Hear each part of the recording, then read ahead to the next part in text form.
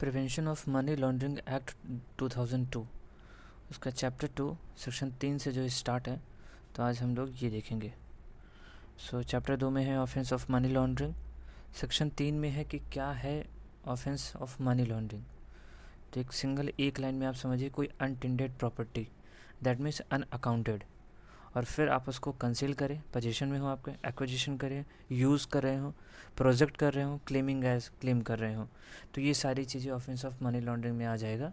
So basically section 3 is offence of money laundering. Then section 4 is there punishment for the money laundering. तो इसका जो punishment होगा वो 3 साल से लेकर 7 साल तक होगा, plus also with the fine.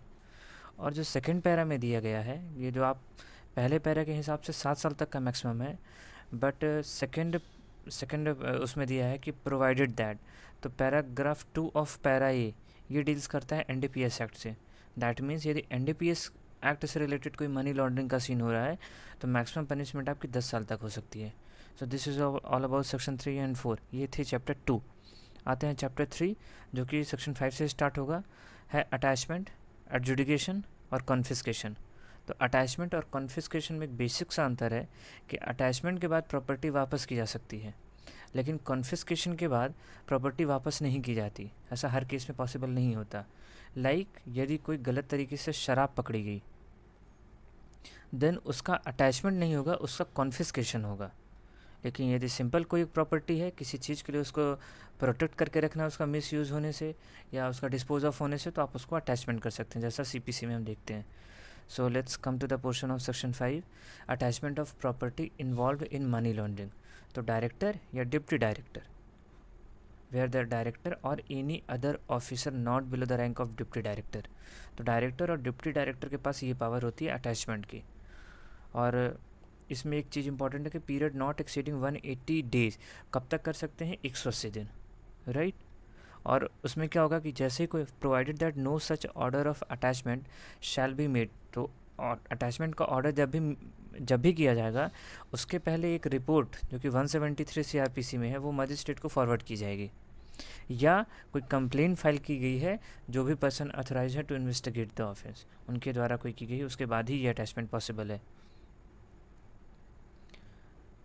एक चीज़ और इम्पॉर्टेंट है कि यदि मान लीजिए कोई अटैचमेंट करना बहुत ही इमीडिएटली ज़रूरी है, देन उस केस में डायरेक्टर या डिप्टी डायरेक्टर ये ऑथराइज़ कर सकते हैं for the right.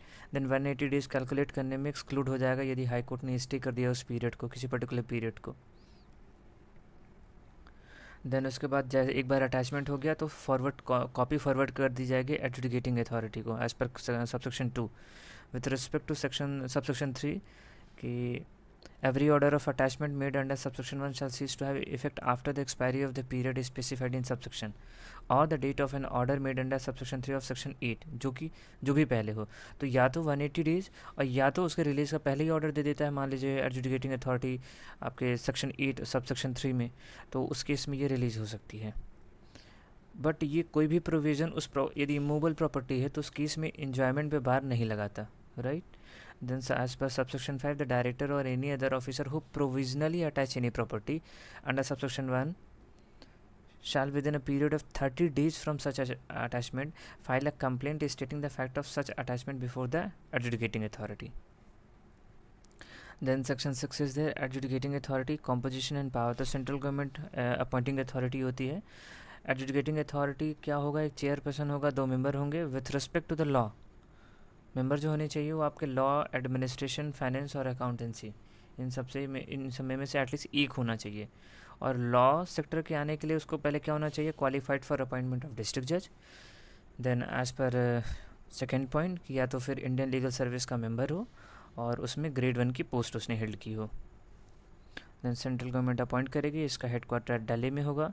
Then chairperson transfer कर सकता है एक मेंबर को एक बेंच से दूसरे बेंच को, अब with respect to the time either 5 year और 65 ईयर्स, जो भी हो।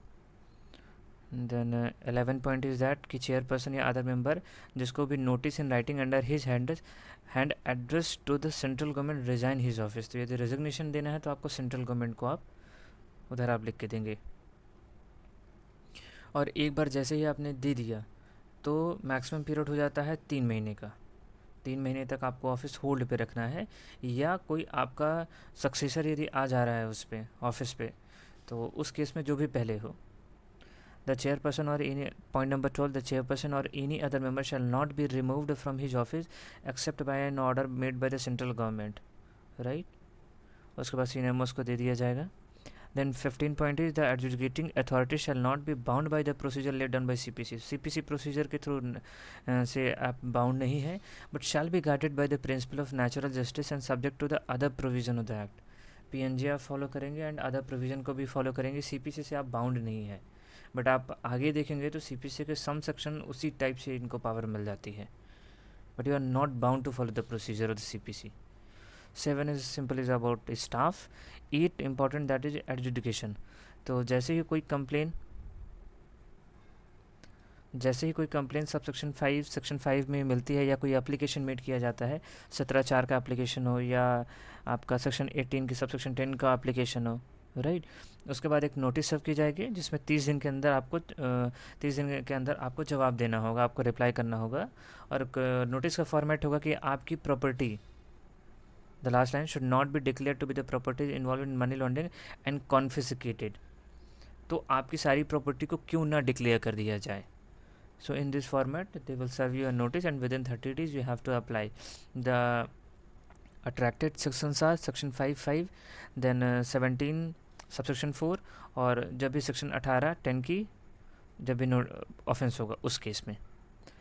Then proviso that where a notice under this subsection specify any property as being held by a person on behalf of any other person, a copy of such notice shall also be served upon such other person. Scene is like this कि यदि एक बंदे ने किसी दूसरे की property को भी पोजीशन पे रखा है, दूसरे की प्रॉपर्टी को रिप्रेजेंट कर रहा है, बट उस प्रॉपर्टी का एक्चुअल ओनर कोई दूसरा है और इन्वेस्टिगेटिंग अथॉरिटी को पता है, तो देन उस केस में नोटिस उसको भी सर्व किया जाएगा। Then point number 2, the adjudicating authority shall उसको कंसीडर करेगी, हेयर करेगी, टेक इनटू अकाउंट जो भी रेलेवेंट मटेरियल होंगे वो सब कंसीडर करके एक ऑर्डर निकालेगी, राइट। अब as per subsection 3, where adjudicating authority decide under subsection 2 that any property is involve in money laundering, कोई प्रॉपर्टी इन्वॉल्व है तो ऑर्डर निकालेगा राइटिंग में, अटैचमेंट को कंफर्म करेगा, राइट, या प्रॉपर्टी को रिटेन करने के लिए बोलेगा। सीज करने का भी ऑर्डर दे सकता है, फ्रीज करने का भी दे सकता है। 17 और 18 में जो भी फाइंडिंग है वो अपने रिकॉर्ड करेगा कि ये प्रॉपर्टी कब तक चलेगी, सीज या फ्रीज होगी, जब तक इन्वेस्टिगेशन चलता रहेगा। So continue during investigation for period not exceeding 365 days, और the pendency of proceeding relating to ऐसा ऑफेंस जो कि बाहर किया गया है before the competent court of criminal jurisdiction outside India. Within India है तो 365, बाहर है तो कोई लिमिट नहीं है। As per point B, become final after order of confiscation is passed under subsection 5 और सबसेक्शन 7 ऑफ सेक्शन 8 और सेक्शन 58B और subsection 2E of section 60 by special court, right. उसके बाद इसमें ज़्यादा सबसे इंपॉर्टेंट ये हो जाता है special court confiscated to the central government. एक बार कर लिया तो फिर स्पेशल कोर्ट कॉन्फिस्केट कर देगी सेंट्रल गवर्नमेंट को। अब पॉइंट नंबर 7, अब सबसेक्शन 7 देखिए कि where the trial court under this can not be conducted by reason of death of accused की डेथ हो गई है, कैन नॉट बी कंडक्टेड, और या तो एक्यूज डिक्लेयर कर दिया गया proclaimed offender, then special court के पास पावर होती है on application moved by director or person claiming to be entitled to the position of property, director या कोई पर्सन जो कि उस प्रॉपर्टी के पोजीशन पे हक रखता है, in respect of which an order has been passed under subsection 3 of section 8 pass appropriate order regarding confiscation और रिलीज ऑफ द प्रॉपर्टी। तो जो भी उसका है, यदि कोई डायरेक्टर चाहे तो कन्फिस्केट करने के लिए, या कोई पर्सन इंटाइटल्ड है उस प्रॉपर्टी को, तो उस प्रॉपर्टी को रिलीज़ करने के लिए वो कर सकता है। तो विथ अप्रोप्रिएट अमाउंट जो भी जितना होगा वो मैनेज किया जाएगा। Then last provider further that special court में if things fit consider the claim of the claimant for the purpose of restoration of such property during the trial of the case. Means ये जो restoration of the property है ये during the trial इसकी application आप डाल सकते हैं court में। Then section 9 is there vesting of property in central government. तो जो भी कॉन्फिस्केशन का ऑर्डर होगा उसमें सेंट्रल गवर्नमेंट को वेस्ट कर दी जाएगी प्रॉपर्टी। और यदि कोई इनकम्बरेंस या कोई लीज होल्ड उस पर क्रिएट किया गया है टू मतलब चीट करने के पर्पज़ से, तो देन उसको फ्री माना जाएगा, उस पर फिर फ़र्क नहीं पड़ेगा उस पर. Provided further that nothing is this section shall operate to discharge any person from any liability. ठीक है, in respect of such encumbrances which may be enforce against such person by suit for the damage. तो एक side आप यदि आप इनकम्बरेंसेज आप discharge कर रहे हो तो ऑब्वियसली आप लाइबिलिटी तो आप उसके ऊपर क्रिएट करेंगे. So very important things I am just considering here. Section 10 is about the management of the properties confiscated under this chapter. तो सेंट्रल गवर्नमेंट एक अपॉइंट करेगी जॉइंट सेक्रेटरी को, और उसको फंक्शन एज ए एडमिनिस्ट्रेटर का करेगी. So the question will be like कि आप किसको अपॉइंट करेंगे as a administrator. So the rank will be joint secretary. 11 is about power regarding summons, production of document and evidence. तो इसमें देखिए adjudicating authority है for the purpose of this act have the same power as are vested in civil code under CPC. तो जो भी adjudicating authority है उसके पास same power हो जाती है जैसा कि सीपीसी में हो जाता है. ठीक है, like discovery, enforcing of attendance, compelling the production of document. कोई एविडेंस आप एफिडेविट पे रिसीव कर रहे हो, उसका कोई कमीशन इशू कर रहे हो, सो उसका सीन क्या होगा. Then any other matter which may be prescribe. अब बताइए कमीशन कौन से सेक्शन और ऑर्डर में है. And then also discovery and inspection, order and section CPC का. देन सबसेक्शन 3 इज़ दैट कि जो भी प्रोसीडिंग होगी that should be considered as a judicial proceeding for the purpose of 193 and 228 of the IPC. Fabricating false evidence के punishment वगैरह हैं. So that will be consider. Simply the question will be like कि will it be called as a judicial proceeding और not. Then 11 is talking about verification of identity by reporting entity. Reporting entity आपका to I have to confirm that, but reporting entity means हो गया bank type से. तो आप every reporting entity shall verify the identity of its client and beneficial owner. तो आप authenticate कैसे करेंगे? ऑथेंटिकेट करेंगे आप authentication under the Aadhaar act, through Aadhaar के आप उसमें करेंगे. Reporting entity is contained in 2WE. That means a banking company, financial institution, intermediaries और person carrying on designated business और प्रोफेशन. राइट, तो आप आधार से इसका वेरिफिकेशन कर लीजिए आइडेंटिटी. 11 है, ये इंसर्ट हुआ है 4 दैट मीन्स 2009. ये ऐड हुआ है फाइनेंस एक्ट से. सो आप इसको ध्यान रखिएगा कि फाइनेंस एक्ट से ये ऐड हुआ है 11 है. देन आप ऑफलाइन वेरिफिकेशन कर सकते हैं आधार का, पासपोर्ट यूज़ कर सकते हैं वेरिफिकेशन करने के लिए. रिपोर्टिंग एंटिटी के अलावा भी ये दिया जा सकता है authorization, but condition is like कि प्राइवेसी और सिक्योरिटी को सामने वाली पार्टी मेंटेन कर सके. एज पर सबसेक्शन 3 की ये जो मोड का यूज़ करने का होगा that be voluntary choice of client of beneficiary. ये ऑफेंस स्टोर ये डेटा स्टोर भी किया जाएगा. एडिशनल सेफगार्ड लेने की ज़रूरत पड़ेगी तो गवर्नमेंट दे सकती है. देन आधार नंबर कहाँ डिफाइंड है आधार एक्ट में? सो ये सेक्शन 2A में डिफाइंड है. देन चैप्टर 4 आपका स्टार्ट होता है 12 से. In the bare act you will find that कि section 11A content under head of chapter 4. Universal की जो बेयर एक्ट है इस बार जो पब्लिश हुई है अपडेटेड, उसके हिसाब से 11A आपका चैप्टर 4 में कंटेंट है. So my recommendation will be कि आप यदि क्वेश्चन आता है कि 11A कौन से चैप्टर में है तो उसको आप चैप्टर 4 में रखिए. बट ऑफिशियली जो PDF फॉर्म में अवेलेबल है उसमें 11A आपका चैप्टर 3 में दिया है. Right, so you it must be clear for you. अब आते हैं 5 इज़ क्या कि obligation of banking companies, financial institution and intermediaries, इनके ऊपर क्या रिस्पॉन्सिबिलिटी है. पहला है reporting entity to maintain record. Simple आपको सेक्शन रटना है. ठीक है. देन सबसेक्शन 3 कि आपको कितने टाइम तक? 5 साल तक, 5 ईयर.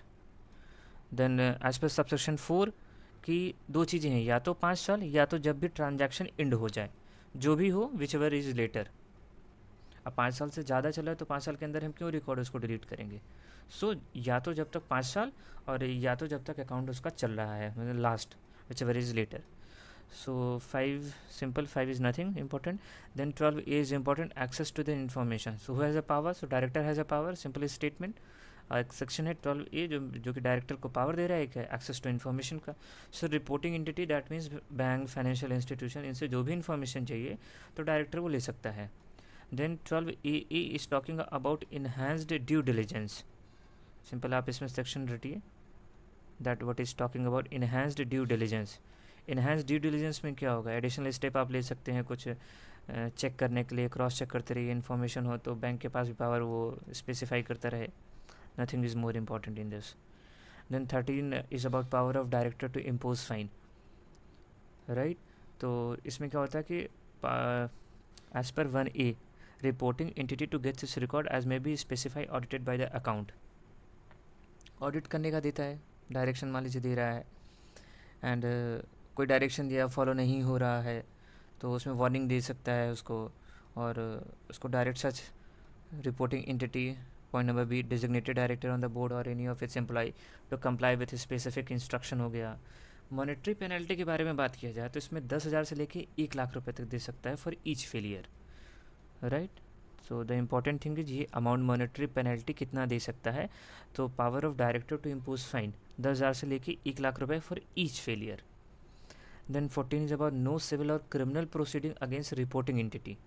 तो जब भी saving as otherwise provided in section 13, the reporting entity, its director and employ shall not be liable to any civil और क्रिमिनल प्रोसीडिंग.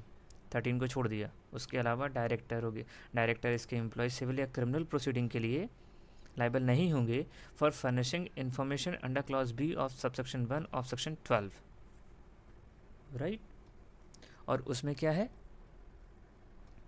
कि मान लीजिए डायरेक्टर ने कोई 12 में क्या है, 12 में है reporting entity to maintain record, और 12(1)(b) में हो जाता है कि furnish to director within such time as may be prescribed information. तो मान लीजिए डायरेक्टर ने कोई इन्फॉर्मेशन मांगी है और उसको एक विद इन टाइम में आप नहीं दे पाते हैं, उस केस में बोला है कि कोई सिविल या क्रिमिनल प्रोसीडिंग नहीं चलेगी. Then section 15 is there procedure and manner of furnishing information by reporting entities. So ये होगा जो भी मैनर होगा consultation with the reserve bank of India. So the central government may in consultation with the reserve bank of India prescribe the procedure and manner. So ये important point है, इसकी consultation किसका लेगा, so that is RBI. Then chapter 5 is there summons, search and scissor. इसके पहले आपने chapter 4 में पढ़ा कि क्या ऑब्लिगेशन होगी बैंकिंग की, बैंक कंपनीज़ की, इंस्टीट्यूशन की, उनकी क्या ऑब्लिगेशन होगी. राइट, देन उसके पहले आप चैप्टर 3 में पढ़ा आपने कि अटैचमेंट, एडजुडिकेशन और कन्फिस्केशन का क्या सीन होता है. देन उसके पहले चैप्टर 2 में आपने पढ़ा कि ऑफेंस ऑफ मनी लॉन्ड्रिंग और उसका पनिशमेंट क्या होता है. So I again try to memorise कि 3 से 7 साल तक का पनिशमेंट होगा प्लस फाइन हो सकता है. रिगरस इम्प्रिजनमेंट दिया जाएगा सेक्शन 4 में. राइट, 5 में अटैचमेंट हो जाता है कि अटैचमेंट कैसे करेंगे. देन 6 में एडजुडिकेटिंग अथॉरिटी आपको मिल जाएगी, later on you can cross check. So 11A I was एक इम्पॉर्टेंट है जो कि अमेंडमेंट के थ्रू आया था, जिसको मैंने बोला था चैप्टर 4 और चैप्टर 4 में ऐड है या चैप्टर 3 में. सो एज पर बेरेट वो चैप्टर 4 में ऐड है. राइट, नाउ अब हम बात करेंगे chapter 5, summons, search and scissor. So this is power of सर्वे. 16 में power of survey, nothing more important, कुछ भी इम्पोर्टेंट इसमें खास नहीं है. आप एक सर्वे करने पे जो भी एक नॉर्मल प्रोसीजर होगा वही करते, इन्वेंट्री बनाओ, रिकॉर्ड दिस स्टेटमेंट, वही सारी चीज़ें सिंपली लिखा है. And the word has been used only authority. So notwithstanding anything contained in any other provision of this act where an authority like. Then 17 में आ जाइए, आपने सर्च किया तो obviously then search and seizure होगा. इसमें क्या, power of सर्वे, आपने सर्वे किया 16 में, देन 17 में सर्च एंड सीजर. तो डायरेक्टर या कोई officer not below the rank of deputy director authorise by him. Right, तो इसमें वो डायरेक्टर या डिप्टी डायरेक्टर ये अथोराइज करेंगे इंटर करने के लिए, कुछ सर्च करना है, कुछ तोड़ना है, कुछ चेक करना है, तो वो सब ये सब करेंगे. और सीज करेंगे, जो सीज करने लायक नहीं होगा उसको फ्रीज करेंगे. That's it. ऐसा उनको लगता है कि एविडेंस कैन बी, ये आप लाइकली टू कंसीडर टैम्पर्ड हो सकता है, तो उसमें उसको पहले भी कर सकते हैं. Then subsection as per subsection 4, एक बार प्रॉपर्टी इन्होंने सीज कर लिया या फ्रीज कर लिया तो अब 30 दिन के अंदर within 30 days from such seizure of freezing as the case may be file an application requesting for retention of such record of property seized under subsection 1 for the continuation of order of freezing served under subsection 1A before adjudicating authority. एक बार आपने search ये जो भी freeze किया उसके बाद एक आप एप्लीकेशन लगाएंगे एडजुडिकेटिंग अथॉरिटी को कि ये जो है हमने सर्च या जो फ्रीज किया है सीजर या फ्रीज किया है, इसको आप रिटेंशन करिए, right. Then 18 is about the search of person. 17 and 18 है सर्च ऑफ पर्सन, तो पर्सन को भी सर्च कर सकते हैं यदि ज़रूरत पड़ी तो। एक बार सर्च किया, मान लीजिए उसको कस्टडी में लेते हैं, तो 24 आवर्स के अंदर में आप उसको मजिस्ट्रेट के अंदर में प्रेजेंट करिए, राइट। अब point number 6, subsection 6 is that before making search under the subsection 1 और subsection 5 the authority shall call upon 2 or more person to attend and witness. तो कितने नंबर की रिक्वायरमेंट है? 2 या 2 से ज़्यादा लोग चाहिए जो ये बताएं कि हाँ हम इनको, वो दरअसल वो विटनेस बनते हैं बाद में जाके, प्रोसिक्यूशन विटनेस बन के आते हैं कि हाँ हमने देखा पुलिस इसमें प्रॉपरली इनको अटेस्ट कर रही है। Point number 8 is very important कि no female shall be search by any one except a female, तो female should be search by female. Then point number 10 is subsection 10. The authority seizing any record of property under subsection 1 shall within a period of 30 days from such seizure file an application requesting the retention of such record. 30 दिन के अंदर होगा कि आप application लगाएं। Then 19 is about power of arrest. 18 बहुत important है, ध्यान रखिएगा, इसमें फीमेल के अरेस्ट के लिए रिकॉर्ड में दिया गया है, एग्जाम्पशन क्लॉज है 8 पॉइंट पे, तो 1 8 और लास्ट में 8 है, तो 8 का फीमेल, राइट। बाकी तो आप फिर उसमें CRPC के थ्रू पता है 24 आवर्स के अंदर में आपको प्रेजेंट करना है, रेस्ट यू विल गेस। 19 आ जाइए, power to arrest. So director के पास पावर है, डिप्टी डायरेक्टर के पास पावर है और असिस्टेंट डायरेक्टर, ये 3 इनके पास पावर है कि ये अरेस्ट कर सकते हैं, राइट। और उसके बाद जैसे एक बार अरेस्ट किया उसके बाद ग्राउंड ऑफ सच अरेस्ट करेंगे, बताएंगे क्या है। देन 24 उसके अंडर में आपको प्रेजेंट करना होगा। 20 is about retention of property. तो रिटेंशन ऑफ प्रॉपर्टी का सीन ये होगा कि ऑन द एक्सपायरी आप या तो फिर आपको वापस करनी पड़ेगी या आपको कोर्ट ने अलाउ कर दिया हो कि आप रिटेंशन इसको रखो, तो कोई दिक्कत नहीं होगी। और एक बार कोर्ट का ऑर्डर आ गया तो उसके बाद मैक्सिमम 19 डेज़ के अंदर में आपको करना होगा। डायरेक्टर और any officer authorise by him in this behalf may withhold the release of any such property for a period of 90 days from the date of receipt of such order if he is और of opinion that such property is relevant, right. तो यदि मान लीजिए हो सकता है कि appeal के अंदर अपील में इनको जाना हो, तो ये 90 डेज़ का टाइम पीरियड दिया गया है, logic wise is good. Then 21 is about retention of record, तो रख सकते हैं इन्वेस्टिगेटिंग ऑफिसर और other officer authorise by director. Limit 180 days is, एक इंपॉर्टेंट चीज़ ये है कि 180 डेज़ का लिमिट रहता है इसमें, और मैक्सिमम 90 डेज़ का वो आप एक्सटेंड कर, एक बार यदि रिलीज़ का ऑर्डर मिलता है तो 90 डेज़ का आपको टाइम मिलता है रिटेंशन का। Then 22 is about the presumption as to record और प्रॉपर्टी इन सर्टेन केसेस। तो आपके पास से यदि कुछ मिला या आप जिस चीज़ का क्लेम कर रहे हो तो it shall be presume that कि वो सब कुछ आपका ही है, कोई सिग्नेचर है, कोई हैंड राइटिंग है उस पर जो मिल रही है डॉक्यूमेंट पे, तो वो सब कुछ आपका माना जाएगा। सो सिंपल इसमें सेक्शन याद करना है कि section 22 is about the presumption, और 23 है कि presumption in interconnected transaction. That means कि कोई 2 या 2 से ज़्यादा इंटरकनेक्टेड ट्रांजैक्शन है और जिसमें से एक ट्रांजैक्शन प्रूव हो चुका है तो दूसरे को ये माना जा सकता है, राइट। ये प्रिज्यूम किया जा सकता है कि that remaining transaction from part of such interconnected transaction, right. और ये शैल प्रिजम्पशन है, ये भी ध्यान रखिएगा। Then section 24 is that is burden of proof. तो बर्डन ऑफ प्रूफ में 2 क्लॉज ए और B. With respect to A ये शैल कहा जाता है, like in case of person charge with the offence of money laundering act under section 3। तो section 3 का यदि चार्ज फ्रेम होता है तो द अथॉरिटी और court shall unless the contrary is proved presumed that such proceeds of crime are involve in money laundering.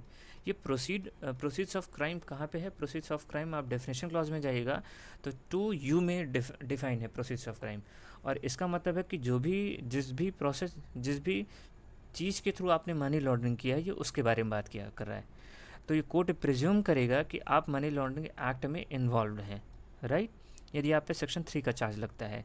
और other person के ऊपर यदि होता है तो कोर्ट में प्रिज्यूम कर सकती है कि such proceed of crime are involve in money laundering. तो एक में शैल है और एक में मे है, right. With from section 25 I will make in next video. Thank you.